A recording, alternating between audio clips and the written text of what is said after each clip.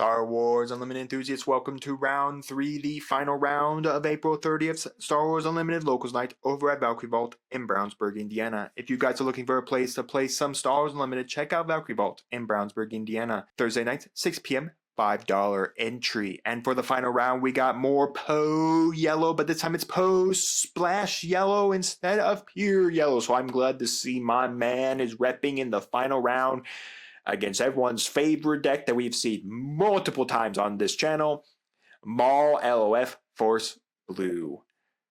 Yeah, he's back, everyone. Maul is back again to reckon and control the world. But nonetheless, we're going to have to see who will win it all. Will Maul continue his win streak where many times he's been on this channel or showcasing these videos he has won? Or will he finally be taken down by Poe Dameron? So anyways, the only little change about this Poe Splash Yellow deck is that they do have the splash space, so they do have Chewbacca in here to splash into stuff, as well as they're running They Hate That Ship to reduce the cost of the Falcon to play it out early and then go for the Chewbacca on it to then basically make a very powerful Falcon, as well as then you do have access to, of course, Han Solo to even buff that Falcon up even more. So without further ado, let's jump into game number 1. Here we go, folks, for game number 1. We're going to start off with a Secretive Sage. And then we're going to go for what were we going to go for on the 1? It looks like... Yep, They Hate That Ship to then reduce the cost. We're going to go for the Sand Crawler coming down. That it does make our opponent give us 2 TIE Fighters, reducing the cost of a ship we play by 3 to play it. So anyways, we have the Sand Crawler, which can place a card from the bottom of your deck, and then you create a credit token from that as well. So it's hilarious that we have a Sand Crawler now on the ground. That is not something I ever would have played in my Poe Dameron, but hey, each his own for their own Poe Damerons. Again, I'm just glad to see a Poe Dameron in the finale after I lost in 3 games to this small LOF by just getting beat sticked. Anyways, we're going to make 2 damage to the Sandcrawler here. We're going to pay 1. No, we're going to pay 3. We're going to put on Chewbacca, burning the ability here. And then we're going to go for, unfortunately, Under Rim Constable, which does immediately remove the Chewbacca. Unfortunately, Chewbacca does not protect himself. So anyways, we're going to put the Chewbacca under, of course, the deck there, and then we're going to swing in. We're going to kill off the Constable there, taking 3 damage, and then we do create 1 credit token because of the Sandcrawler's effect there. So we're just going to then pass from that point right there. Yeah, that really sucks to see the Outer Rim Constable immediately removing the Chewbacca off of the battlefield. Sucks to suck, you know. He isn't Luke Skywalker, man. He ain't Luke Skywalker. So anyways, we're going to remove the Sandcrawler off the battle there with, of course, the Secret Sage, burning the credit to go for a Tactical Bomber coming down there, again, burning the extra credit to bring that. And then we're going to have a TIE Fighter swing into that. We're going to have a TIE Fighter swing into that. And then that's pretty much going to be it for that. We do have the collateral damage, but it won't be enough to technically kill it. So we're going to go for the TIE SF. Again, the Tactical Bomber waits on attack. You may deal indirect damage to your opponent based on the amount of power it has. So when it swings, your opponent has to take indirect damage based on the amount of attack power it has. It typically only has 3 right now, but again, we can then buff that up with giving it an additional 2 with thanks to the Poe Dameron. I really like to play it in Han Solo here. So we're going to go for 3 damage there. Then we're going to swing for 5 indirect damage. So our opponent has to go first on the attack trigger. So they could decide to put all on the TIE SF to then destroy destroy it. So that's going to be 5 indirect damage coming down wherever they want to go. So it looks like 2 there, and then we're going to put the remaining 2, and then we're going to kill off the TIE SF there. There's no reason of us not just letting the TIE SF deal 3 damage to the Tactical Bomber there. Again, the nice, slow Tactical Bomber, man. Just the best bomber ever. We're going to go for collateral damage to immediately kill off the Tactical Bomber and then deal 2 damage to the base here. Poe Dameron does get the flip here as well, folks. Poe does get the flip even though he is rested. We're going to go for, of course, a Cutthroat Pod Racer to then create a credit token here on the play here, and then we're going to just kind of figure out what our last opponent wants to do, because again, Poe Dameron can flip out here because we are at the 5 threshold now. So anyways, we're then going to go for, of course, it looks like a good old Revan's Lifesaver here, but it will not get the grit on the Secretive Sage. It only gives grit onto a unit that has has the Sith keyword, and the Secret of Sage just has the Force keyword. Force, and I forget the other keyword, but it's not Sith. So that was a misplay, I think, there of not going for the Poe Dameron flip, because you had the Poe Dameron flip. You could have dealt 4 more damage to your opponent's base there, or it killed it off there. So anyways, we're going to go flip immediately for a Poe Dameron as well. So a little bit of a misnomer there on myself as well. Here is we're going to go then have Poe Dameron, I guess. Yep, we are going to have Poe Dameron kill the Secret of Sage. So that was last turn. They are just going back to the last turn there, because in my opinion, that's what I would have done. Personally, remove the Secret of Sage. And then we're going to go for Count Dooku. And then Dark Tyrannus is immediately going to be able to remove the Poe Dameron there, birding, using the shield, and then attacking with the ambush here. We're going to go for Luke Skywalker coming down again. The opponent gets to create a credit token or restand Luke, or then if they choose the 5. So we're going to have the 5 damage going in. We're going to use the effect of Maul there to put a damage on both Luke and of course the Pod Racer here. And then with the Pod Racer is going to swing for 2 damage. And then basically my opponent is completely tapped out here. So anyways, then they're going to have the, looks like Luke Scott, we're going to have the Maul swing into the base there, deal 1 damage to each of those. But again, we can easily have Luke kill over the Maul here. While that is going to be a trade of Luke on Maul, is better than taking 5 more damage to the base and going up to 22, in my opinion.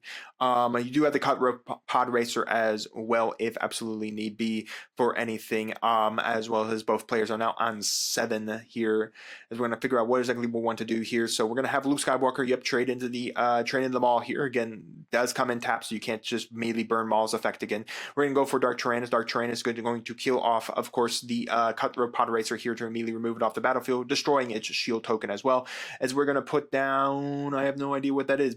Oh, it's the Falcon. So it's the Falcon there. There's not enough glare there, and it looks like we're going to go for black one as well. We're going to flip the Poe Dameron onto, of course, the Falcon there as well. So it's going to be very interesting here. This is going to get a little close. I think game 1 is still in Maul's favor 100% there, because I think they have a rule of 2 in the Maul's hand as well. So that is quite dangerous, that the fact that they have a rule of 2. Okay, so they must have gotten rid of rule of 2 here. Which would have been pretty nice, because I guess you have to have 2 Sith unit on the board state, which is a little harder. We're going to go for Townsend's Assassin. Townsend's Assassin get -3 to the Falcon here, and then the Falcon's going to swing. It's basically going to get 3 damage attack, because again it's naturally 3 attack, which gets the -3, and then Poe Dameron gives it +2, and then it's going to get an additional 1 attack because of being attached to a pilot here. So it's going to be very interesting. Looks like they do have a the big new flagship that I cannot remember at all. So anyways, we're going to then do them all effect to deal ping 1.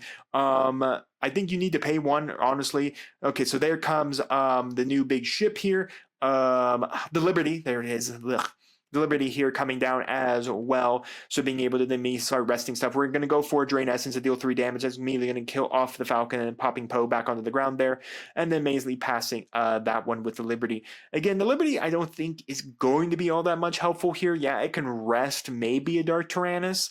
The problem is you're still taking 4 damage from the Townsend Assassin. You do not have a way to actually kill off deal with both the Townsend Assassin and the Acolyte, which is 6 damage, which does push you over the threshold there. So there's really just no way to win that one there. We're going to go for an immediate scoop up on the Poe Dameron Splash Yellow side as we move into game number 2. Welcome, everyone. Game number 2. Let's go.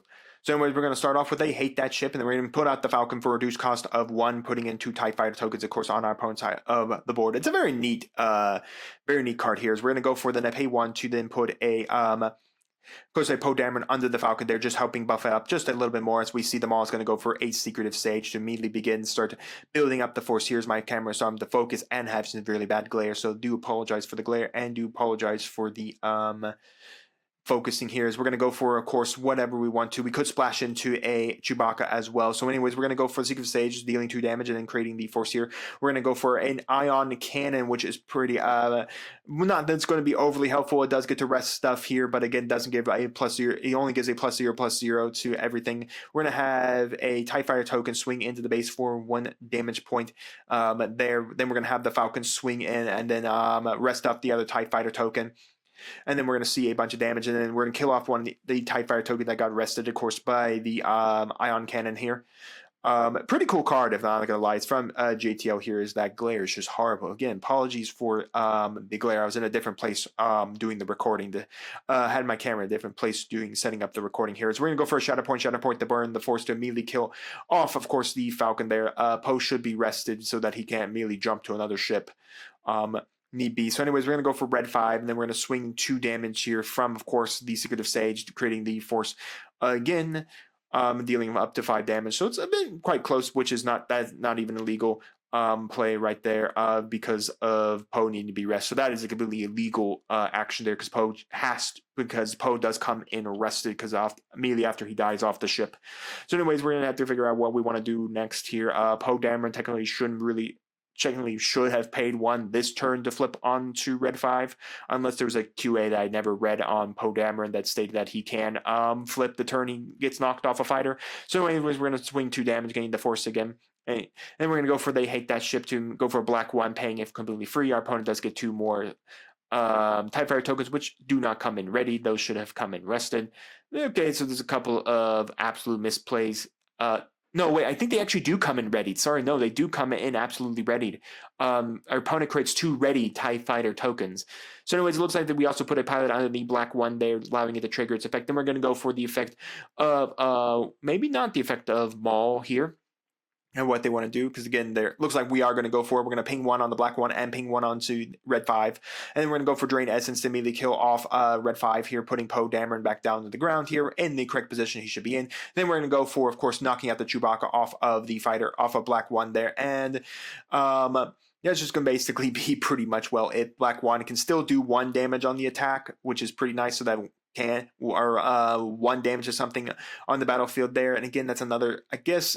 Technically, I guess it's not too bad of you being able to just have the attack there at the beginning, because you could use Black 1's ability to do 1 damage to the Constable, knocking it out, and then dealing back 1 more. So we're going to go for Poe Dameron under the Black 1 there. Then we're going to go swing in 3 damage. Again, I'm not sure. Then we're going to use the effect here, and then kill off the swing for 5, and then we're going to kill off the Constable because the Black 1 gets +1 and while it's upgraded.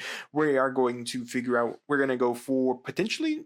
Okay, so I'm deciding on going for no disintegration, because again, Poe Dameron does get the flip here as well. So yep, we are going to go for no disintegration, dealing dealing the necessary damage up to black 1 until it only has 1 health point left, which here is 4, which does mean then the Maul can trigger to then kill it off. Well, not actually a bad combination here in this deck at all to use no disintegration to then trigger Maul's ability. And we're going to go for the 𝐒𝐓𝐀𝐃 Sage to deal 2 damage to the splash base here, and I really just don't see a way for at all, really, for our Poe Dameron player to win at all. So some neat stuff has happened on their Dameron side, but nothing they can really do here. Is we're going to go and see black 1 go on the ground there. Well, I guess they had to claim whether or not, but you could do a lot of soft passing on your opponent, knowing that they're going to go for the Maul trigger, and then swing and have to deal the 2 damage. Again, knocking out, again, Maul's ability to deal 2 damage is not... has to go to 2 units and not just up to 2 units. So anyways, we're going to go for, of course, another tactical bomber here. Not much else you can really do with that one. We're going to deal 2 damage to our opponent's base here again, but I'm not really knowing how exactly they're going to win out, as we're going to go for a flip of Mr. Poe Dameron. We're going to swing the Maul. The Maul is going to then kill off Poe Dameron and then deal 1 damage to him, and then deal 1 damage to the tactical heavy bomber here. And then we're going to go for Darth Sion. Darth Sion does get the +1 token there, and then we're going to go for a Karis. I think that is just the game as of right now. It does look like they did have a rule of 2, which again can be even more nasty, because they'll be able to pump up they will be able to kill the Karis as well as the 𝐒𝐓𝐃 Sage, but pump up Maul and Darth Sion with a whole lot of power. So in the end, Maul LOF Force Blue gets another win on the channel. The reckoning of Maul continues. Can anyone defeat Maul? Who knows? But nonetheless, it was pretty cool to see the Poe Dameron with the Splash Yellow. I think I just strongly prefer more of the non-Splash Yellow, but I get wide Splash Yellow to play the Chewbacca, and then the ship is a lot harder to get off the board, because again, for a lot of blue strategies that may have like Retaliation or Lost or Forgotten, it's near impossible to get that ship off thanks to Chewbacca's effect, where the vehicle he's attached to cannot be spun back to your hand, nor can it be destroyed by your opponent's card abilities. So yeah, it's not too bad, but still, I don't know. I think I preferred my build over this one, but this one was able to get to the finals, so maybe I'm just, not playing the correct version of Poe for this night. But nonetheless, guys, you let me know your thoughts down in the comments on the gameplay, on the decks, and while you guys are commenting, do make sure to like the video, subscribe to the channel, and ring the bell so you'll notify when my videos go live for you, and we'll see you here next time on Mom Dragons TCG.